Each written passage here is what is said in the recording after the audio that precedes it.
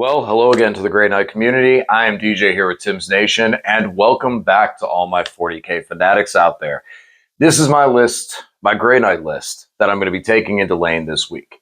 Now, the reason I'm posting this again in the Grey Knight community is because the outreach, the outpour, and the information that came from everybody was tremendously helpful. Great conversations, and that helped me to build the army and thoughts and kind of some things and seeing what other people had kind of gone like, well, I've used this or 8-man paladin versus 10-man versus basically different enhancements in different places, and seeing other people and talking about their trial and errors as well helped me in then my my error going into Death Guard, but then pulling out a victory into World Eaters. Felt a lot more comfortable with it. Not a lot of changes in my original list to that one. So take a look, check that one out. Just some small changes and moving enhancements around. But that information was super valuable and amazing. So I want to do this again. But moving into another detachment, because I do want to play a couple more detachments before locking one in for the hardcore practice grind. So today we're going heavy, heavy, heavy damage. As much damage as we can pull, I think, out of the Grey Knight's Codex.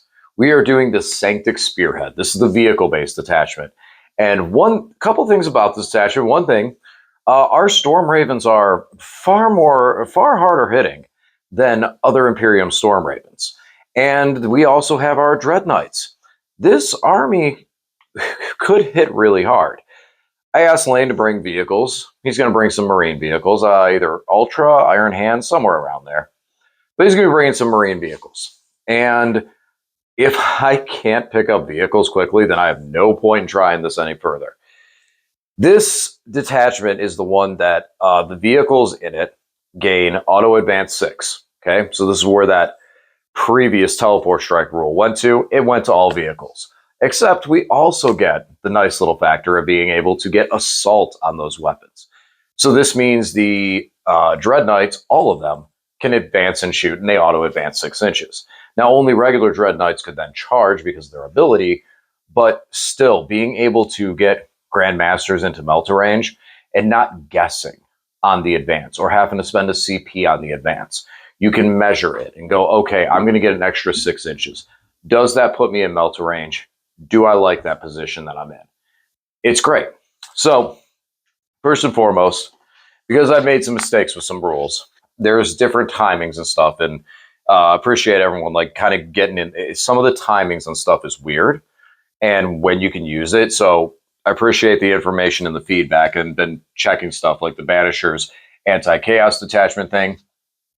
So gonna try and keep the book in front of me this time to see where we go with some of this stuff, especially because I've been committing so much of the Banishers to memory for how the strats and things work so I don't mess them up. This one I haven't studied up on as much. So we got the Codex in front of us so we can talk about this attachment, talk about what these things are going to do, and all around see if we can't just blow up everything on the board. All right, here's the list. Okay, so this is my Sanctic Spearhead. This is 1975 in points. We are running all vehicles, and well, at that same time, we have, what is it, 5, 6, 7, 8, 9 models. 9 models, 9 units. So as I mentioned, the Sanctic Spearhead has the ability to auto-advance 6, and then weapons all have assault. So everything in this army can get moving really, really, really quick. Some of the enhancements to note for, we do have a 4-up Feel No Pain against mortal wounds. So things like Thousand Suns trying to pour those onto us, we can protect some of our vehicles there. When we can target a model, and that model gets +1 to wound when it's shooting at monster or vehicle. Interesting for some split fires on the Ravens we'll talk about. Regain 3 wounds, fallback, UK are eligible to shoot and declare charges when you fall back. 1 command point, nice one there. We can move through walls, because of course, vehicles, and that's really awesome for the Dreadnoughts. And that move through walls also extends to the charge phase. So if we move up somewhere and we want to spend a command point just to be able to charge through a wall, that's also pretty cool. And then you have the Battle Shock 1, which I don't see the Battle Shock 1 being all that handy. An enhancement, maybe like a 10-point enhancement, I could see it, but not really much there. We're going to have 2 enhancements in this list. We have the Sigil of Exigence, and we are also going to have the Driven by Duty. So we'll talk about those more when we get onto those characters. So first and foremost, let's talk about the elephants, plural, in the room. We have 2 Grey Knight Storm Ravens. So flyers in this edition are, for the most part, terrible in every single army. Once in a while, the Storm Raven, because it can hover, because of the -1 damage, and because it is a gunboat, can slip through in some armies, and this is one of them. The auto advance 6 and still having assault means this thing can move 26 inches in hover to really, really streamline it across the field. Mine are going to be equipped with Hurricane Bolters, las cannons, and multi-meltas. Now, one of them, as you can see, still needs some work to it, and both of them have missiles on the front. Again, with us trying to figure out so much with this codex, I'm not looking to really move anything to the project table yet until I'm committed to it. So this is a wild list. This is a very skewed all-in-one basket list, but it's definitely worth giving a try because we've seen these lists do well in the past. Very small, very hard hitting, and this is definitely a detachment that looks like it. So we're going to try these Ravens out first before we put any more work into them. I got 2 of them. One of them needs Hurricane Bolters, and then I just need to swap out multi-meltas to the front, which actually I do have those ready to go. Back to the actual vehicle itself. So from long range, we'll have the 2 Storm Strike missiles, and then we will also have the las cannon. Interesting thing about the Grey Knight Storm Strike missiles, these things are D6 plus 2 damage. So significantly more damage than the Marine counterpart. So that combined with the las cannons, and then when you get close, the multi-melta makes a very, very strong anti-tank threat. The Hurricane Bolters are still nice for picking up chaff, and especially because they come with it. It's just a really, really nice thing to just have because it's there. So these Ravens are going to be big anti-tank gunboats. They're -1 damage. They move really, really fast, and they also do have a transport capacity. Their transport capacity is 12 Marines, I believe. That doesn't matter. That part doesn't matter as I'm looking away from it now. The biggest thing is these guys can carry your infantry, and they could carry a Dreadnought. So then we'll move over to these guys. We have 2 venerable Dreadnoughts that we're bringing, and these will be embarked in the Ravens. Why, you may ask? Because when you disembark from the Storm Raven, you disembark 3 inches, move 8 inches, have an auto advance of 6 inches. He is a vehicle that still has assault. You'll probably be able to be within 24 inches of a target. He has a las cannon, and all he has to do is hit a target with the Storm Bolter, and something else is getting +1 to hit. For me, that is where the value comes in heavily with that strike. Now, I know Lane is not a big fan of these Dreadnoughts. They may be a one-and-done time where they get out there and do it one time, and that's it. But that's all I want them for. I want them to make that hit to be so strong that I can remove all the big threats on the table. Again, 1 command point, these guys can move through walls, and because things like my Dreadknights are going to be deep striking in and teleporting around, that might be okay to spend a command point on one of these guys and move them directly through a wall. I mean, we're talking about, well, I believe it's a 17-inch, so we got 3, then 6 for 9, plus it's 8 inch. Yeah, so we got a 17-inch move off the Raven. That's going to put us within bolter range, and that's both of them. 1 going through a wall and 1 not. So as long as they hit, then that target will get +1 to hit with the rest of our army into it. So we can shoot at 2 separate things, or we can put the las cannon on it to just try and help do a little bit of extra damage. Otherwise, Venerable Dreadnoughts will probably try to do some of my secondaries that I need. They can still clobber in combat, but they'll probably end up being in that kind of infantry role to then go wander off and do secondaries. They do have deep strikes, so I can pick these guys up and teleport them somewhere else when their job is done, if they're still around. Next up, we have 2 Nemesis Dreadknights. So these ones I picked to play the role of the Nemesis Dreadknights because they're the most similar. You'll notice my mosh pit of Dreadknights as Grandmasters. These guys both have the similar cannon, and they also have the similar base design. So these two are going to, every Dread Knight in my army has hammers. It's, as far as I know, I think we all kind of agree the only weapon the Dread Knight has is a hammer. It's the best one. So these guys have hammers, side cannon, silencer. I like the silencer. I know a lot of people go over to the incinerator. I really, really like the silencer. I like the sustained hits. I like the volume, and with how much we're packing in the Raven, with anti-tank and all and such, and how much we have in other places, I like having the silencer option.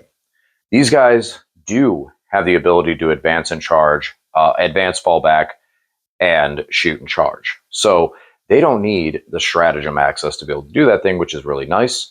And the fact that they have the assault bonus is just there. I mean, the auto advance 6 is what we loved on these guys before, so it's nice just to have that back on them.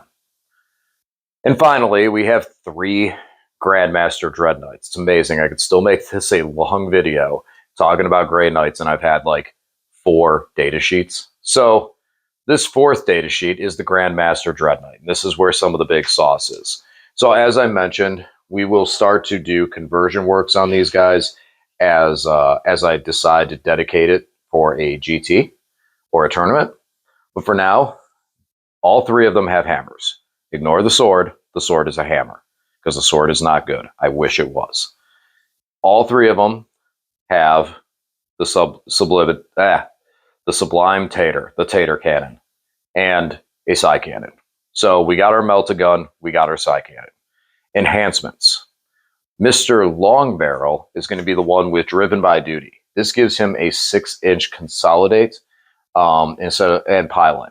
So what's good about this is if we have a close target and there's another target that is a further charge per se, we can charge 2 Dread Knights into the same target, have the first Dread Knight destroy it, and this guy with that 6-inch pile-in might be able to make it to that second unit that was further away. Since he charged, he still gets to activate. It's a cheap enhancement. It's one of those ones that it may not ever come up, but when it does, it's going to really, really matter. So that one we have on him, and then the guy with the sword. That's going to be our Sigil of Exigence because he's the one that I converted up to look all epic and cool, and I'm really sad that that's a big reason why I'm sad the sword is not that strong. I've tried. I've looked for outs. I've tried. So he's going to have a hammer, and he's going to have the Sigil. So Sigil, once I get shot at, once I'm targeted with a shooting attack, I pick him up. He basically rapid ingresses somewhere else on the field, and you can repick your target. Very, very strong. It allows me to take him and put him up on objectives early, center objectives, and be in a more vulnerable position. And if my opponent wants to move out and dedicate something to him, their shots are going to be lost as I just move him away and potentially put him into charge range and fight range for the next turn. If my opponent chooses to ignore him, now you're letting me have the Sigil later into the game, where on a turn 3 or 4 rapid ingress from a Grandmaster, basically, especially on turn 4, could be game winning. So we'll see how this goes. Like I said, there's a lot of damage here. We are going all steam ahead. We are going right for the throat, and we'll see how this does. All right, so the gas pedal is on the floor with this list. We are going to just go and hammer and blow stuff up, and that's what we're trying to do with Grey Knights. A ton of damage.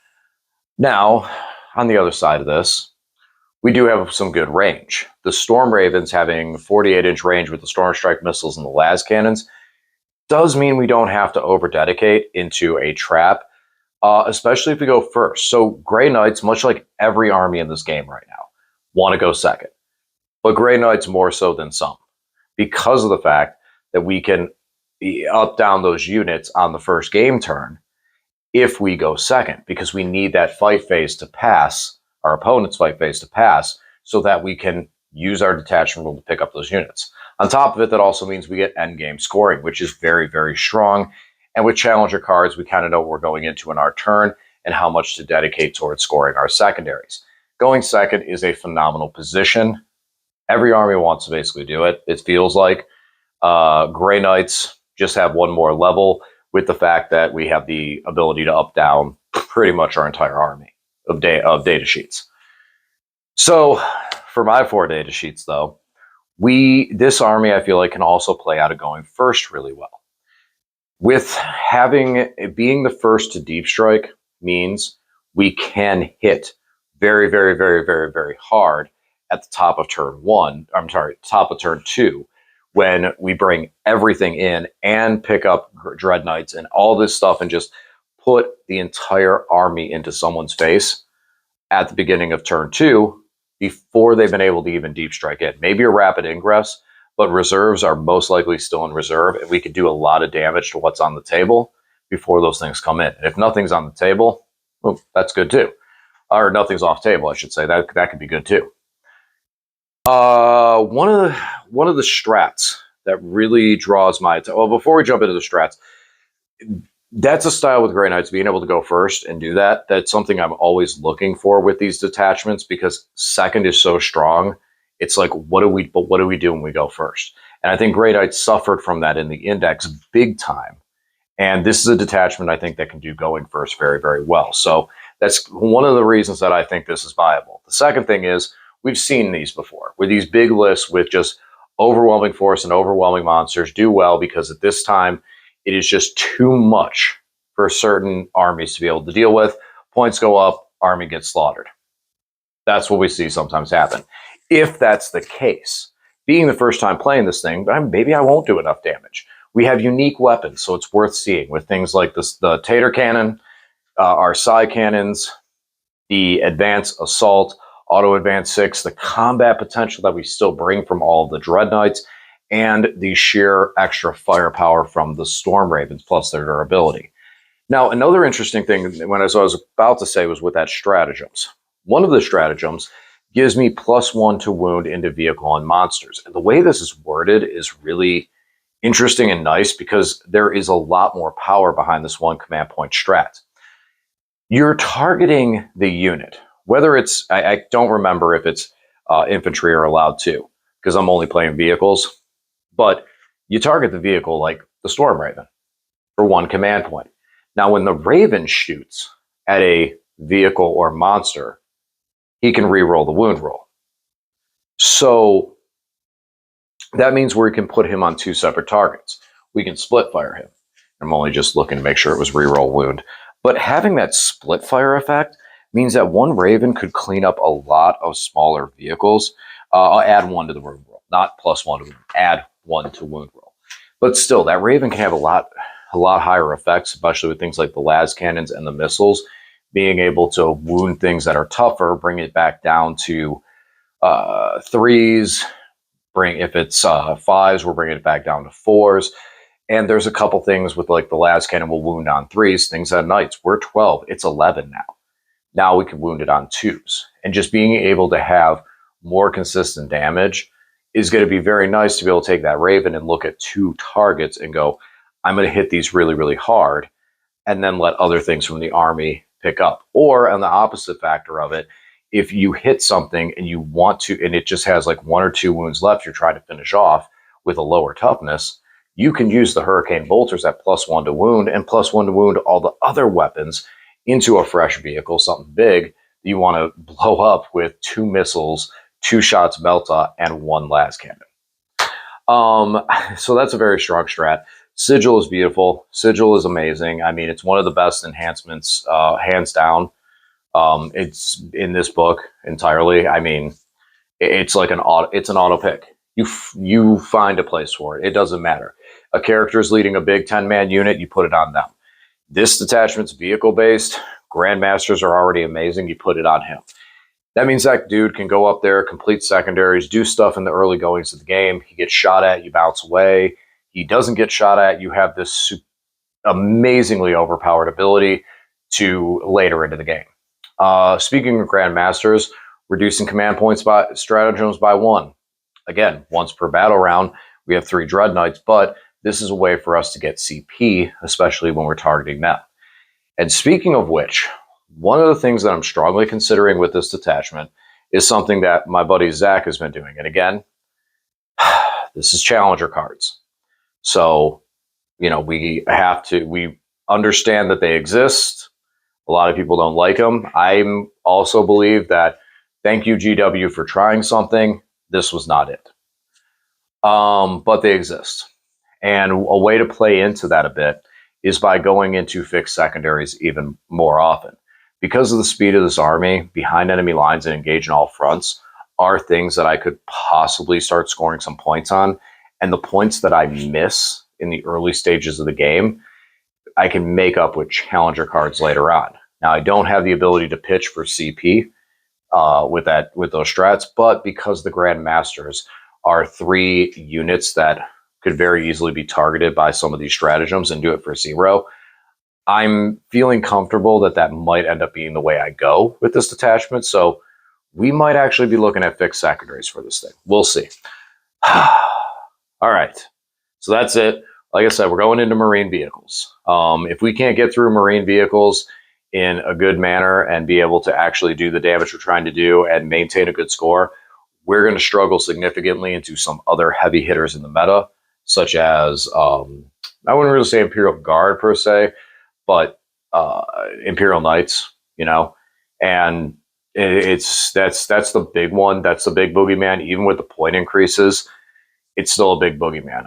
Death Guard are very tough. You know, you got to hit them really, really hard and remove some of that stuff. So that could be also a possibility. A selling point for some of this detachment is, can we get through all these other things too? So, all right, let's call it a night. As always, thanks for watching, and I'll talk to you again soon.